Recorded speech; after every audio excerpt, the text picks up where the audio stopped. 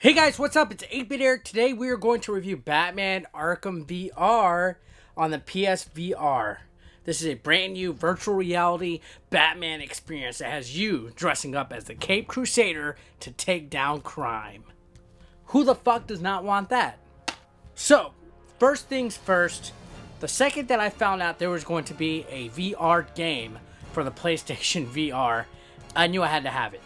That sold me enough to get the headset. I'm a big fan of the Arkham series, and I just saw so much potential in being Batman. In fact, that's what I think VR is supposed to be. I know a lot of people are still on the fence about virtual reality, saying most of it seems like tech demos, most of the graphics are horrendous, that it's just not there. But I'm telling you, based on my own personal experience with Arkham VR, I am pleasantly sold. This game is all about fan service. From the beginning, we're treated to the origin story of Bruce Wayne and the whole Batman story. We get a first-person virtual reality view of the alley behind the Monarch Theater, and we get to see our parents first-handedly get murdered.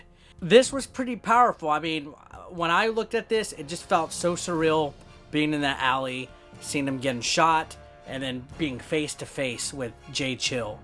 I have goosebumps just thinking about it. It got me right there. It set the tone for this fantastic game.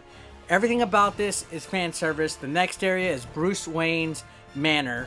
You get to play the piano to access the area where you suit up as Batman. There's also areas that you can explore within the foyer. There's lots of Easter eggs, postcards from Selena Kyle, different little references to other stuff in the Batman series. It's just that awesome. I'm sure there's plenty of stuff that I missed. Using the piano was so surreal. When you gear up, holy fuck, did I think it was so awesome to put the batsuit on, the cowl, just looking in the mirror and seeing yourself move and doing whatever you want as Batman it had me sold. And then gearing up the gadgets, testing them out, which the gadgets, by the way, you get a batarang, you get the grappling hook, and a identifier, which kind of uses detective mode from Arkham. They work really well. I had a couple of problems with the batarang, like when I reached down it wouldn't register. I don't know if it was my gut. You know what I mean, us fat kids. But overall, it was very, very fun experience. Now, I don't want to ruin it for you guys, and the video that I'm showing you right now does it no justice, but that initial entering the Batcave was probably the part that stuck out to me the most. And I know it kind of seems kind of bullshitty of me to say it, but that alone was price of admission. Just the chills and experience that I felt coming down the elevator and seeing the vast area of the Batcave had me mesmerized. It was such a great feeling. If I would have been 8 years old playing this game, I would have shat my pants.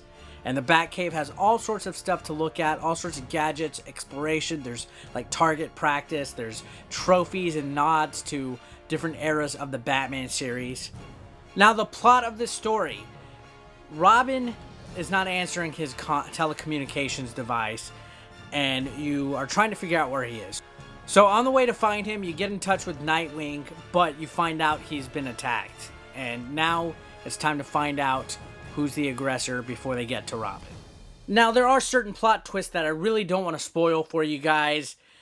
It's well worth it. The hour-long gameplay, while short, is a just perfect length for this experience. Now, there's no fighting. That was the one downside that I felt about this game, is that there's no fighting. I thought it was going to be 360 degrees battling.